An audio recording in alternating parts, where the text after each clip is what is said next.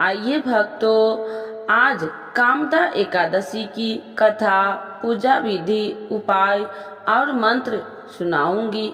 तो एक बार बोलिए प्रेम से, कामदा एकादशी माता की जय, विष्णु भगवान की जय, लक्ष्मी माता की जय। धार्मिक मान्यताओं के अनुसार चैत्र मास के शुक्ल पक्ष की एकादशी तिथि को कामदा एकादशी कहा जाता है। इस एकादशी व्रत से सभी तरह के पाप नष्ट हो जाते हैं तथा मृत्यु के बाद मोक्ष मिलता है। यह व्रत करने से श्री विष्णु भगवान प्रसन्न होकर अपने भक्त के सभी रुके कार्यों को सफल बनाते हैं। कामदा एकादशी हिंदू नव वर्ष की पहली एकादशी है। वर्ष 2024 में कामदा एकादशी का व्रत 19 अप्रैल को रखा जा रहा है। हिंदू शास्त्र के अनुसार इस एकादशी के बराबर संसार में कोई और दूसरा व्रत नहीं है। इस एकादशी की कथा पढ़ने या सुनने से वाजपेयी यज्ञ का फल प्राप्त होता है। वहीं इस एकादशी पर विधि पूर्वक भगवान विष्णु का पूजन करने से समस्त पाप नष्ट हो जाते हैं तथा मनुष्य राक्षस आदि योनि से छूट जाते हैं। तो आइए जानते हैं इस एकादशी की संपूर्ण व्रत कथा एवं उपाय। प्राचीन काल में भोगीपुर नामक एक नगर था। वहां पर अनेक ऐश्वर्य से युक्त पुंडरीक नामक का एक राजा राज्य करता था। भोगीपुर नगर में अनेक अप्सराएं, किन्नर तथा गंधर्व वास करते थे। उनमें से एक जगह ललिता और ललित नाम के दो स्त्री पुरुष अत्यंत वैभवशाली घर में निवास करते थे। उन दोनों में अत्यंत स्नेह था, यहाँ तक कि अलग अलग हो जाने पर दोनों व्याकुल हो जाते थे। एक समय पुंडरीक की सभा में अन्य गंधर्वों सहित ललित भी गान कर रहा था।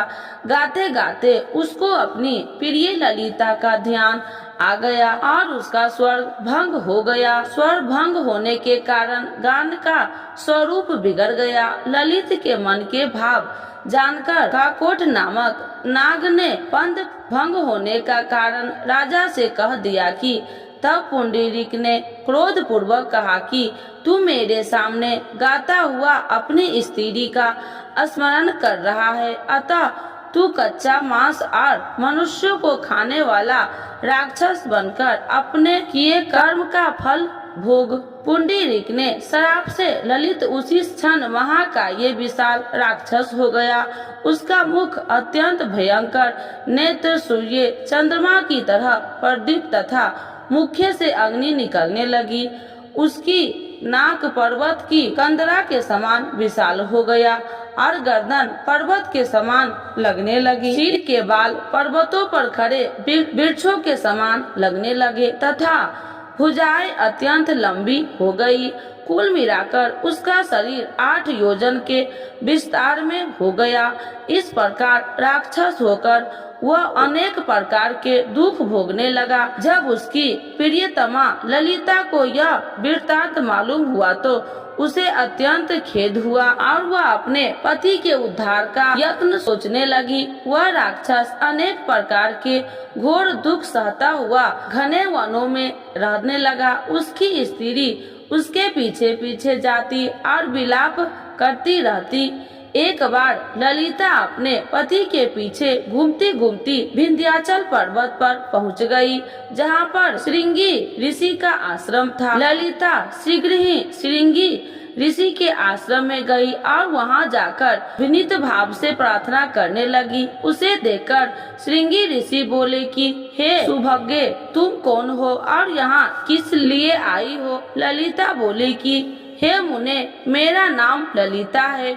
मेरा पति राजा पुंडरीक के श्राप से विशाल काये राक्षस हो गया है। इसका मुझको महान दुख है। उसके उद्धार का कोई उपाय बतलाइए। श्रृंगी ऋषि बोले, हे गंधर्व कन्या, अब चैत्र शुक्ल एकादशी आने वाली है, जिसका नाम कामदा एकादशी है।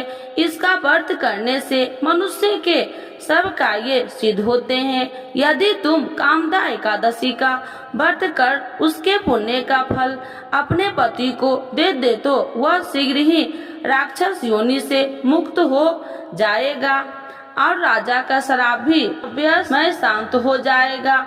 मुनि के ऐसे वचन सुनकर ललिता ने चैत्र शुक्ल एकादशी आने पर उसका व्रत किया और द्वादशी को ब्राह्मणों के सामने अपने व्रत का फल अपने पति को देती हुई भगवान से इस प्रकार प्रार्थना करने लगी, हे प्रभु, मैंने जो यह व्रत किया है इसका फल मेरे पति देव को प्राप्त हो जाए, जिससे वह राक्षस योनि से मुक्त हो जाए। एकादशी का फल देते ही उसका पति राक्षस योनि से मुक्त होकर अपने पुराण स्वरूप को प्राप्त हुआ। फिर अनेक सुंदर वस्त्र आभूषणों से युक्त होकर ललिता के साथ विहार करने लगा। उसके पश्चात वे दोनों विमान में बैठकर स्वर्ग लोक को चले गए। अतः इस व्रत को विधि पूर्वक करने से समस्त पाप नाश हो जाते हैं तथा राक्षस आदि की योनि से छूट जाती है। इसकी कथा पढ़ने या सुनने से वाजपेयी यज्ञ का फल प्राप्त होता है। संसार में इसके बराबर कोई और दूसरा व्रत नहीं है। तो एक बार बोलिए प्रेम से कामदा एकादशी माता की जय, विष्णु भगवान की जय, लक्ष्मी माता की जय। इस कथा के बिना एकादशी का व्रत अधूरा माना जाता है। तुलसी माता की महिमा की कथा। इस कथा के अनुसार एक कुटुंब में ननद तथा भाभी साथ रहती थी। ननद का विवाह अभी नहीं हुआ था। वह तुलसी के पौधे की बहुत सेवा करती थी, लेकिन उसकी भाभी को यह सब बिल्कुल भी पसंद नहीं था। जब कभी उसकी भाभी को अत्यधिक क्रोध आता तब वह उसे ताना देते हुए कहती कि जब तुम्हारा विवाह होगा मैं तो तुलसी की बारातियों को खाने को दूंगी और तुम्हारे दहेज में भी तुलसी ही दूंगी। उस समय बीत जाने पर ननद का विवाह पक्का हुआ। विवाह के दिन भाभी ने अपनी कथनी के अनुसार बारातियों के सामने तुलसी का गमला फोड़ दिया और खाने के लिए कहा। तुलसी की कृपा से वह फूटा हुआ गमला अनेक स्वादिष्ट पकवानों में बदल गया। भाभी ने गहनों के नाम पर तुलसी की मंजरी से बने गहने पहना दिए। वह सब भी सुंदर सोने जवाहरात में बदल गए। भाभी ने वस्त्र के स्थान पर तुलसी का जनेऊ रख दिया। वह रेशमी तथा सुंदर वस्त्र में बदल गया। ननद के ससुराल में उसके दहेज की बहुत प्रशंसा की गई। यह बात भाभी के कानों तक भी पहुंची। उसे बहुत आश्चर्य हुआ। उसे अब तुलसी माता की पूजा का महत्व समझाया। भाभी की एक लड़की थी। वह अपनी लड़की से कहने लगी कि तुम भी तुलसी का सेवा किया करो, तुम्हें भी बुआ की तरह फल मिलेगा। वह जबरदस्ती अपनी लड़की से सेवा करने को कहती, लेकिन लड़की का मन तुलसी सेवा में नहीं लगता था। लड़की के बड़ी होने पर उसके विवाह का समय आता है। तब भाभी सोचती है कि जैसा व्यवहार मैंने अपनी ननद के साथ किया था वैसे ही मैं अपनी लड़की के साथ भी करती हूँ, तो यह भी गहनों से लद जाएगी और बारातियों को खाने में पकवान मिलेंगे। ससुराल में इसे भी बहुत इज्जत मिलेगी। यह सोचकर वह बारातियों के सामने तुलसी का गमला फोड़ देती है, लेकिन इस बार गमले की मिट्टी मिट्टी ही रहती है। मंजरी तथा पत्ते भी अपने रूप में ही रहते हैं। जनेऊ भी अपना रूप नहीं बदलता है। सभी लोग तथा बारातियों द्वारा भाभी की बुराई की जाती है। लड़की के ससुराल वाले भी लड़की की बुराई करते हैं। भाभी कभी ननद को नहीं बुलाती थी। भाभी ने सोचा मैं बहन से मिलकर आता हूँ। उसने अपनी पत्नी से कहा और कुछ उपहार बहन के पास ले जाने की बात कही। भाभी ने थैले में जवार भरकर कहा कि और कुछ नहीं है, तुम यही ले जाओ। वह दुखी मन से बहन के पास चल दिया। वह सोचता रहा कि कोई भाई अपने बहन के घर जुआर ले कैसे जा सकता है, यह सोचकर वह एक गौशाला के पास रुका और ज्वार का थैला गाय के सामने पलट दिया। तभी गाय पालने वाले ने कहा कि आप गाय के सामने हीरे मोती तथा सोना क्यों डाल रहे हो।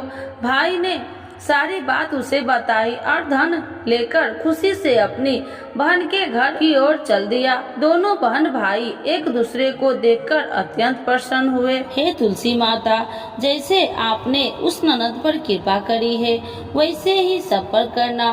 कहानी सुनने वाले एवं हुंकार भरने वाले पर कृपा बरसाना, और जैसे भाभी पर किया है वैसे किसी पर नहीं करना। तो एक बार बोलिए प्रेम से तुलसी माता की जय, शालिग्राम भगवान की जय। कामदा एकादशी पूजा विधि। कामदा एकादशी के दिन ब्रह्म मुहूर्त में उठकर स्नान आदि से नियुक्त होकर स्वच्छ वस्त्र धारण करके श्री विष्णु भगवान का ध्यान करे। तत्पश्चात व्रत का संकल्प ले घर के मंदिर में एक चौकी पर लाल कपड़ा बिछाकर श्री विष्णु भगवान की प्रतिमा स्थापित करे। एक लोटे में जल लेकर उसमें तिल, रोरी और अक्षत मिलाकर अभिषेक करे। अब भगवान श्री विष्णु को फल, फूल, दूध, तिल, पंचामृत अर्पित करे। अब भगवान विष्णु को धूप दीप दिखाकर उन्हें पुष्प अर्पित करे। शुद्ध घी का दिया जलाए तथा विष्णु भगवान जी का आरती करे। फिर एकादशी का कथा का पाठ करे या सुने। शाम के समय पुनः भगवान विष्णु की पूजा करके फलाहार करे। श्री विष्णु भगवान का ध्यान भजन करते हुए रात्रि जागरण तथा विष्णु जी की आराधना करे। श्री विष्णु भगवान के मंत्र का ज्यादा से ज्यादा जाप करे। अगले दिन यानी द्वादशी तिथि को योग्य ब्राह्मण या किसी गरीब को भोजन करवाए, दान दक्षिणा दे तथा गरीब को गर्म कपड़े, तिल और अन्न का दान करे। तत्पश्चात स्वयं भी भोजन ग्रहण करके व्रत का पालन करे। श्री विष्णु सहस्त्र नाम चालीसा का पाठ करे। कामदा एकादशी उपाय। एकादशी के दिन समी के पौधे के पास आटे का दीपक जलाए। दिया जलाते समय उसमें कपूर और हल्दी डाले। आपके पास गंगा जल हो तो एकादशी के दिन पानी में गंगा जल डालकर नहाए। एकादशी के दिन पितृ तर्पण करे। इससे पितृदेव खुश होते हैं तथा श्री विष्णु भगवान प्रसन्न होकर सभी पापों को नाश करके सुख संपदा का आशीर्वाद देते हैं। एकादशी के दिन भगवान विष्णु को सात्विक चीजों का भोग लगाए तथा प्रसाद में तुलसी जरूर शामिल करे। एकादशी के दिन ओम नमो भगवते वासुदेवाय मंत्र का जाप करते हुए साय में तुलसी जी के सामने घी का दिया जलाए। 7:30 से परेशान है तो शनिवार के दिन आने वाली एकादशी के दिन अंधेरा होने के बाद पीपल वृक्ष पर मीठा जल अर्पित करके सरसों के तेल का दिया और अगरबत्ती लगाए और वहीं बैठकर हनुमान चालीसा तथा शनि चालीसा का पाठ करके पीपल की 7 परिक्रमा करे। एकादशी की व्रत कथा पढ़ने या सुनने मात्र से मनुष्य पापों तथा राक्षस योनि से मुक्त होता है। मंत्र ओम विष्णवे नमः, ओम हूँ विष्णवे नमः, ओम नमो भगवते वासुदेवाय नमः, ओम नमो नारायण नमः, ओम नमो नारायण श्रीमन नारायण नारायण हरि हरि। श्री कृष्ण गोविंद हरे मुरारी, हे नाथ नारायण वासुदेवा। श्री नारायण विद्महे वासुदेवाय धीमहि तन्नो विष्णु प्रचोदयात्। कामदा एकादशी माता की आरती। ओम जय एकादशी जय एकादशी जय एकादशी माता, विष्णु पूजा व्रत को धारण कर शक्ति मुक्ति पाता। तेरे नाम की नाउ देवी भक्ति प्रदान करनी, गण गौरव की देनी माता शास्त्रों में वर्णी। तेरे नाम गिनाऊं देवी भक्ति प्रदान करनी, गण गौरव की देनी माता शास्त्रों में बरनी। ओम जय एकादशी जय एकादशी जय एकादशी माता। मार्गशीर्ष के कृष्ण पक्ष की उत्पन्ना विश्वतार जन्मी। शुक्ल पक्ष में होए मोक्षदा मुक्ति दाता बन आई। मार्गशीर्ष के कृष्ण पक्ष की उत्पन्ना विश्वतारिणी जन्मी। शुक्ल पक्ष में होई मोक्ष दा मुक्ति दा बन आई। ओम जय एकादशी जय एकादशी जय एकादशी माता। पौष के कृष्ण पक्ष की सफला नामक है। शुक्ल पक्ष में होए पुत्र दा आनंद अधिक रहे। पौष के कृष्ण पक्ष की सफला नामक है। शुक्ल पक्ष में होए पुत्र दा आनंद अधिक रहे। ओम जय एकादशी जय एकादशी जय एकादशी माता। नाम षटतिला माघ मास में कृष्ण पक्ष आवे। शुक्ल पक्ष में जया कहावे विजय सदा पावे। नाम षटतिला माघ मास में कृष्ण पक्ष आवे। शुक्ल पक्ष में जया कहावे विजय सदा पावे। ओम जय एकादशी जय एकादशी जय एकादशी माता। विजया फाल्गुन कृष्ण पक्ष में शुक्ला आम्ल की। पाप मोचनी कृष्ण पक्ष में चैत्र महाबली की। विजया फाल्गुन कृष्ण पक्ष में शुक्ला आम्ल की। पाप मोचनी कृष्ण पक्ष में चैत्र महाबली की। ओम जय एकादशी जय एकादशी जय एकादशी माता। चैत्र शुक्ल पक्ष में नाम कामदा धन देने वाली। नाम बरूधनी कृष्ण पक्ष बैसाख माह वाली। चैत्र शुक्ल पक्ष नाम कामदा धन देने वाली। नाम बरूधनी कृष्ण पक्ष बैसाख माह वाली। ओम जय एकादशी जय एकादशी जय एकादशी माता। शुक्ल पक्ष में होए मोहिनी अपरा ज्येष्ठ कृष्ण पक्षी। नाम निर्जला सब सुख करनी शुक्ल पक्ष रखी। शुक्ल पक्ष में होए मोहिनी अपरा ज्येष्ठ कृष्ण पक्षी। नाम निर्जला सब सुख करनी शुक्ल पक्ष रखी। ओम जय एकादशी जय एकादशी जय एकादशी माता। योगिनी नाम आषाढ़ में जाने कृष्ण पक्ष करनी। देवशयनी नाम कहावे शुक्ल पक्ष धरनी। योगिनी नाम आषाढ़ में जाने कृष्ण पक्ष करनी। देवशयनी नाम कहावे शुक्ल पक्ष धरनी। ओम जय एकादशी जय एकादशी जय एकादशी माता। कामिका श्रावण मास में आवे कृष्ण पक्ष कहिए। श्रावण शुक्ला होए पवित्रता आनंद से रहिए। कामिका श्रावण मास में आवे कृष्ण पक्ष कहिए। श्रावण शुक्ला होए पवित्रता आनंद से रहिए। ओम जय एकादशी जय एकादशी जय एकादशी माता। आजा भाद्रपद में कृष्ण पक्ष की परवर्तिनी शुक्ला। इंदिरा आसीन कृष्ण पक्ष में व्रत से भवसागर निकला। आजा भाद्रपद कृष्ण पक्ष की परवर्तिनी शुक्ला। इंदिरा आसीन कृष्ण पक्ष में व्रत से भवसागर निकला। ओम जय एकादशी जय एकादशी जय एकादशी माता। पंकुशाहे शुक्ल पक्ष में पाप हरण हारी। रमा मास कार्तिक में आवे सुखदायक भारी। पांपा कुशाहे शुक्ल पक्ष में पाप हरण हारी। रमा मास कार्तिक में आवे सुखदायक भारी। ओम जय एकादशी जय एकादशी जय एकादशी माता। देवठानी शुक्ल पक्ष की दुख नाशक मैया। पावन मास में करू बीनती पार करो नैया। देवठानी शुक्ल पक्ष की दुख नाशक मैया। पावन मास में करू बीनती पार करो नैया।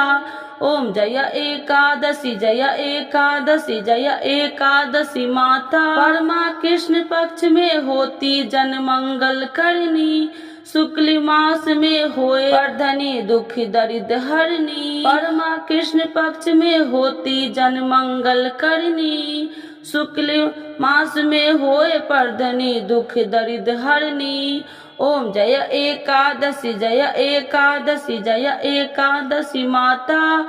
जो कोई आरती एकादशी की भक्ति सहित गावे, जन गुरुदिदा स्वर्ग का वास निश्चय पावे। जो कोई आरती एकादशी की भक्ति सहित गावे, जन गुरुदिदा स्वर्ग का वास निश्चय पावे। ओम जय एकादशी जय एकादशी जय एकादशी माता।